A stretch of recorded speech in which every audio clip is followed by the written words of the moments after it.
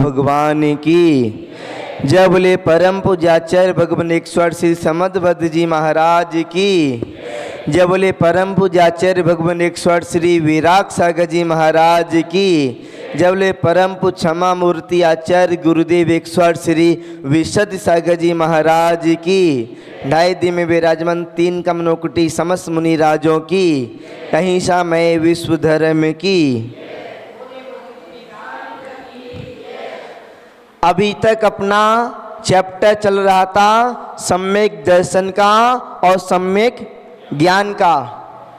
सम्यक दर्शन का अपन ने पढ़ा, उसके बाद में सम्यक ज्ञान का पढ़ा। तो सम्यक ज्ञान में तो केवल 5 ही श्लोक थे।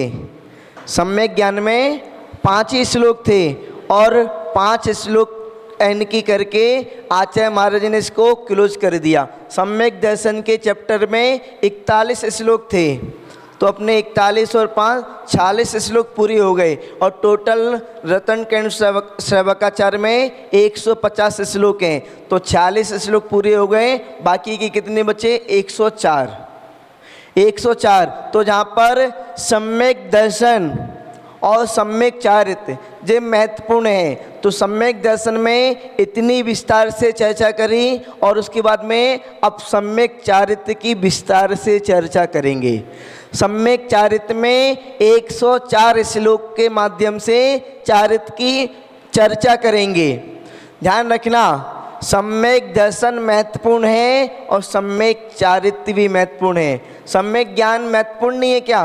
वो भी महत्वपूर्ण है, पर अपना सम्यक दर्शन जब होता है ना, तो सम्यक दर्शन के साथ में जो सम्यक ज्ञान होता है ना, वो अलग से नहीं होता।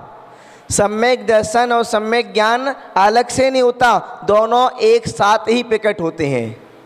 जब आपके पास सम्यक दर्शन प्रकट हुआ, वैसे ही आपके पास सम्यक चारित्र प्रकट सम्यक ज्ञान प्रकट हो जाता है। सम्यक दर्शन होते ही आपका सम्यक ज्ञान प्रकट हो जाता है। मान लो आपके पास खूब सारा ज्ञान है, खूब सारा आपके पास आपने अध्ययन कर लिया है, और यदि आपके पास सम्यक दर्शन नहीं है तो सम्यक दर्शन के अभाव में आपका जितना भी ज्ञान है वो सब मिथ्या ज्ञान कहलाएगा। सम्यक दर्शन होते ही आपका जो ज्ञान था ना, वो सम्यक ज्ञान कहलाने लगेगा। जैसे अब कोई कहीं पर अंधेरा हो, अंधेरा होता है और अपन दीपक को प्रज्वलित करते हैं, तो दीपक को प्रज्वलित करते हैं तो आप बताओ पहले उजाला हुआ या अंधेरा गया? अंधकार था ना, अंधकार पहले मिटा या उजाला पहले हुआ? अरे दोनों एक साथ होते हैं। यदि कोई मान लो कोई व्यक्ति है, कोई लड़का मतलब कोई अपना युवा है, युवा वो पिता बन गया, तो ये बताओ उसके यानी कि पुत्र हो गया, पुत्र हुआ तब पिता बना या पहले से पिता हो गया? पुत्र हुआ उसके बाद में पिता बना या पहले से? जैसे ही पुत्र हुआ वैसे ही पिता हो गया, और पुत्र नहीं था तो ये दोनों एक साथ हो गया, पुत्र होना और पिता होना एक साथ हो गया। ऐसे ही सम्यक दर्शन और सम्यक ज्ञान दोनों एक साथ प्रकट हो जाते हैं। सम्यक अपना दर्शन हो जाता है तो जितना भी ज्ञान है वो सब सम्यक ज्ञान हो जाता है। अब जहाँ पर बात करेंगे चारित्र की, चारित्र अपने यहाँ पर बहुत विशेष है। चारित्र को धारण के बिना कोई भी अपने आत्मा के आनंद को, आत्मा के सुख को अनुभव नहीं कर सकता। आत्मा के सुख का अनुभव तो चारित्र को धारण करने के बाद ही होता है। बिना चारित्र के धारण किए कभी भी आत्मा के सुख को प्राप्त नहीं हो सकता। केवल और केवल राग द्वेष और कसायों में उसका समय निकल जाता है। तो आपको यदि आत्मा के सुख की प्राप्ति करना है, आपको मोक्ष मार्ग में आगे बढ़ना है, तो चारित्र को धारण करना ही करना है। अब जहाँ पर बात करेंगे कि अब जहाँ पर आचार्य महाराज बतला रहे हैं चारित्र के विषय में, तो चारित्र के विषय में बता रहे हैं कि चारित्र धारण करने की आवश्यकता क्या है। चारित्र धारण करने की आवश्यकता, तो सबसे पहले अपन इस श्लोक का वाचन करेंगे, उसके बाद में फिर अपन उसके बारे में समझेंगे। मोहतिमिरापहरणे दर्शन लाभादवाप्ति संज्ञाना रागद्वेष निवर्तै चरणं प्रतिपद्यते साधु। जहाँ पर आचार्य महाराज बतला रहे हैं, मोह तिमिर अपहरणे, अपना मोह का, मोह रूपी अंधकार के दूर होने पर, मोह रूपी अंधकार के दूर होने पर, जहाँ पर मोह तो ले लिया अपन ने मोहिनी कर्म, यदि आठों कर्म में सबसे प्रचंड कर्म कहलाता है, सबसे दुष्ट कर्म कहलाता है, तो मोहिनी कर्म कहलाता है। जब तक मोहिनी कर्म आपके उदय में रहेगा तब तक आपको कभी भी सुख की प्राप्ति नहीं हो पाएगी। जितना मोहिनी कर्म जितना गाढ़ा होगा उतनी आपको दुख की प्राप्ति गाढ़ी होगी। तो जहाँ पर मोह और तिमिर यानी कि अंधकार, मोह रूपी अंधकार के दूर होने पर, और इसमें अपन यदि टीका पढ़ते हैं तो तिमिर यानी कि प्रकाश से लिया है, यानी कि ज्ञान से लिया है। मोहिनी कर्म का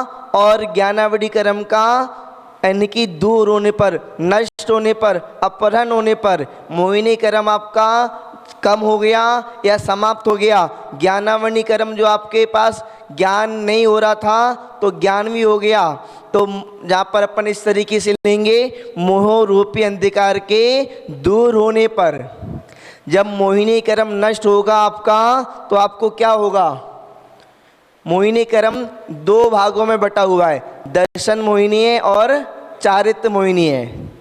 दर्शन मोहिनी जब तक रहेगा आपका तब तक आपको सम्यक दर्शन की प्राप्ति नहीं हो सकेगी। और अभी आपने सम्यक दर्शन का जब पूरा चैप्टर पढ़ लिया, अपन सम्यक दर्शन के बारे में पढ़ रहे हैं, और पढ़ने के बाद में आपको सम्यक दर्शन की प्राप्ति हो गई।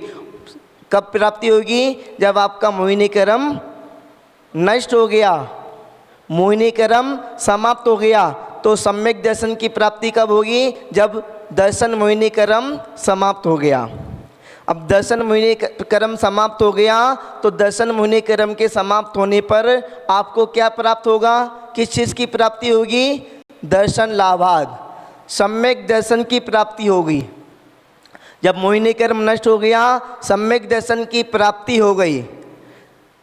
सम्यक दर्शन अपन ने पीछे पढ़ा था, खेवटिया के समान है।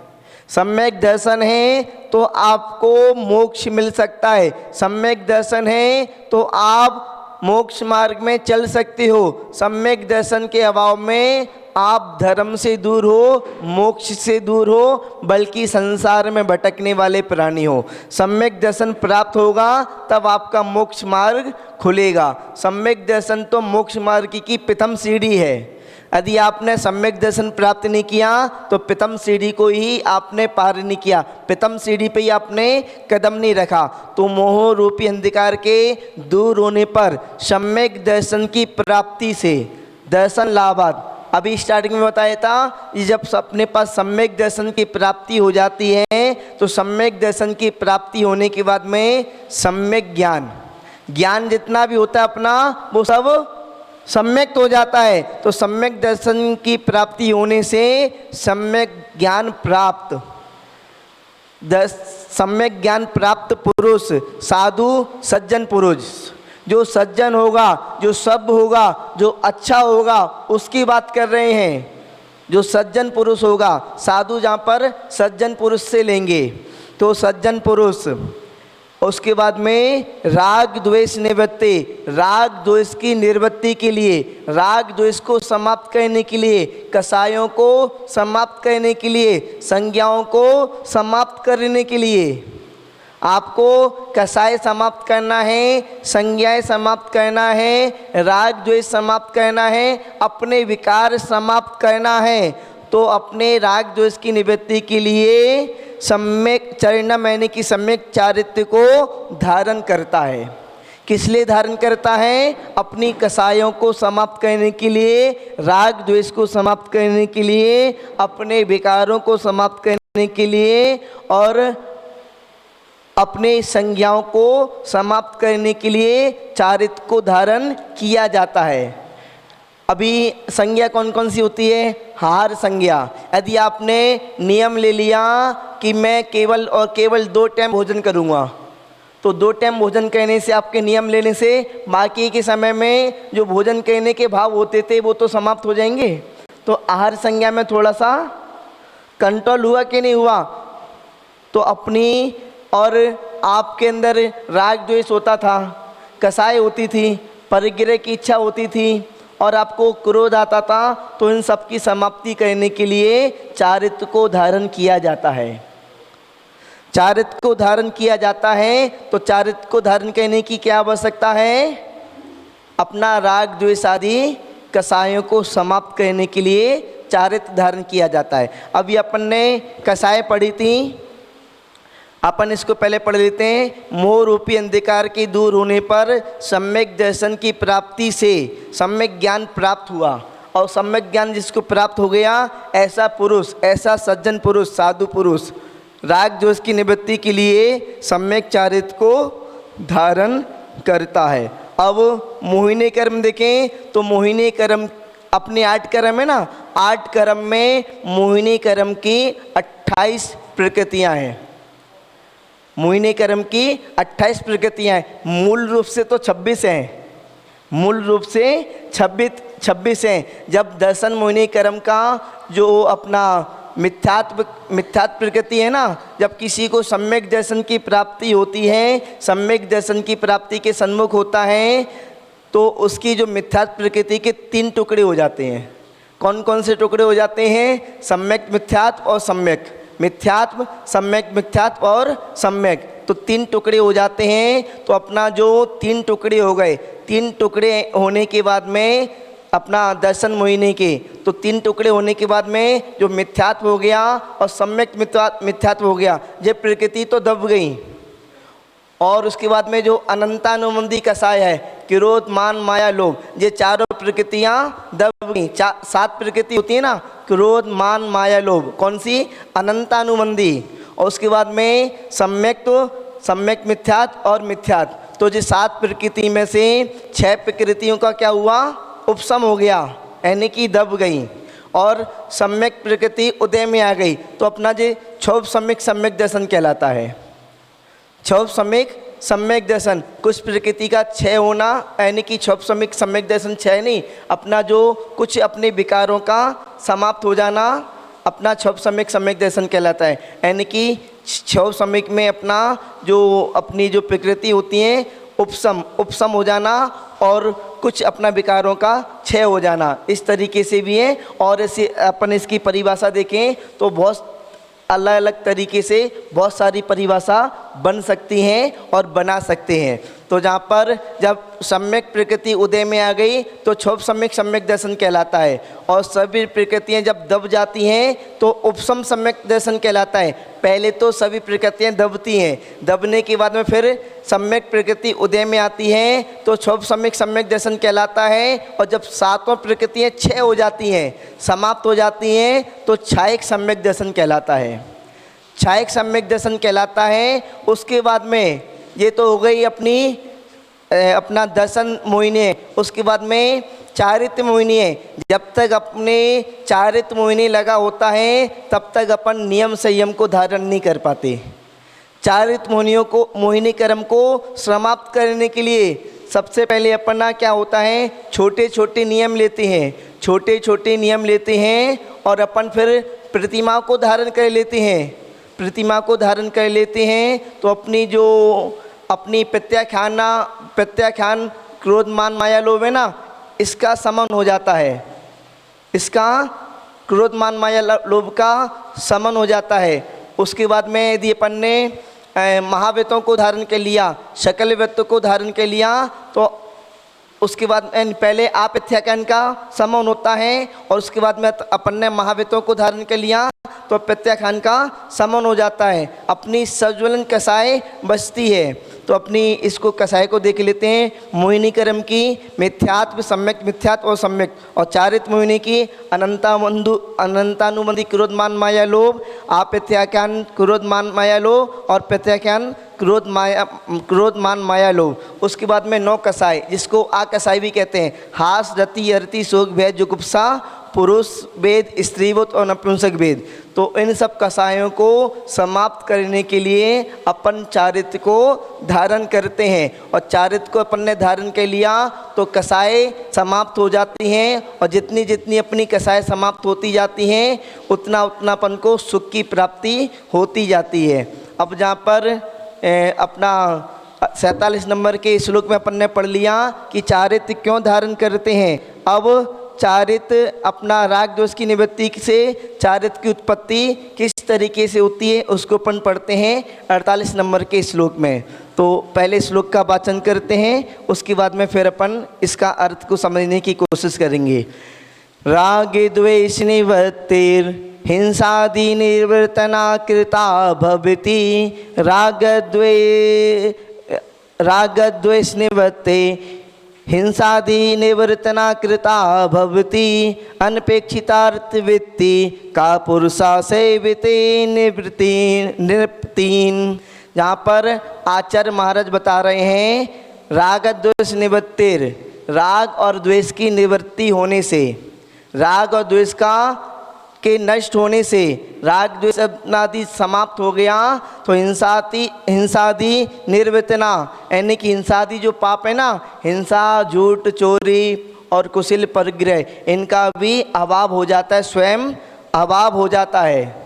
जब अपना राग द्वेष समाप्त हो गया तो पाप भी ऑटोमेटिक समाप्त हो गए। जब राग द्वेष समाप्त हो गया तो पाप समाप्त हो जाते हैं, हिंसादि पाप स्वयं यानी कि उनका अभाव हो जाता है। जब पाप का अभाव हो जाता है तो जहाँ पर उदाहरण दे रहे हैं किस तरीके से, अनपेक्षितार्थ वृत्ति, जिसको धनादि की इच्छा ना हो, धनादि की इच्छा रहित वृत्ति वाला, का पुरुषा, कौन पुरुष, नृपतीन, राजा की सेवा करता है। जिसको कुछ चाहिए ना हो वो किसकी सेवा करेगा, जो यानी कि धनादि की जिसको इच्छा ना हो, किसी प्रकार की इच्छा ना हो, किसी प्रकार की भावना ना हो, कुछ रखने की, कुछ करने की, कुछ कराने की, तो वो फिर किसकी सेवा करेगा, किसी की नहीं। कोई यदि मान लो किसी सेठ की भी सेवा करता है तो मन में क्या रखता है अपना भाव कि मुझे कुछ मिले।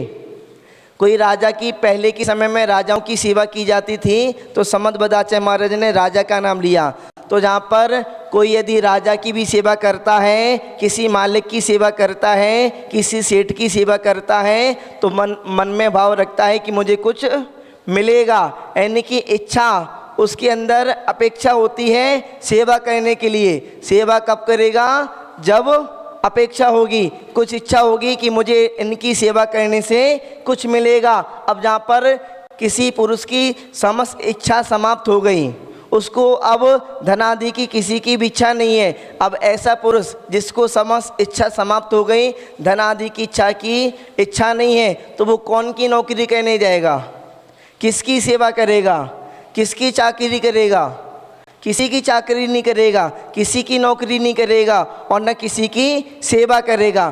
तो जहाँ पर इसी प्रकार यदि राग द्वेष की निवृत्ति हो जाती है तो हिंसादि आदि पापों का ऑटोमेटिक अभाव हो जाता है। जब राग द्वेष समाप्त हो गया तो फिर हिंसादि पाप किस लिए करेगा, जब राग होगा, द्वेष होगा, आदि होगा तभी वो पाप करेगा, यदि नहीं होगा तो वो पाप किसी प्रकार से नहीं करेगा। तो जहाँ पर अपन ने 47 और 48 नंबर के श्लोक में समझा कि अपना यानी कि तिमिर यानी कि मोहिनी कर्म का जब नष्ट हो जाता है, सम्यक ज्ञान की प्राप्ति, सम्यक दर्शन की प्राप्ति होती है। सम्यक दर्शन की प्राप्ति से अपना जो ज्ञान है वो सम्यक ज्ञान हो जाता है, और जब सम्यक ज्ञान हो जाता है तो सम्यक ज्ञान होने के बाद में राग द्वेष की निवृत्ति के लिए सम्यक चारित्र को धारण किया जाता है। और जब सम्यक चारित्र को धारण कर लेता है तो हिंसादि पापों का स्वयं अभाव हो जाता है। हिंसादि पापों का अभाव हो गया तो सम्यक चारित्र की भी प्राप्ति हो जाती है। और जहाँ पर उदाहरण बताया कि यदि किसी को कुछ नहीं चाहिए होगा, किसी की यदि इच्छा नहीं होगी, किसी प्रकार से इच्छा से रहित हो जाएगा, तो इच्छा से रहित व्यक्ति किसी की सेवा, चाकरी, नौकरी नहीं करेगा, नहीं करता। इस तरीके से अपन ने आज 1 और 2 श्लोक यानी कि 47 और 48 नंबर का श्लोक पढ़ा।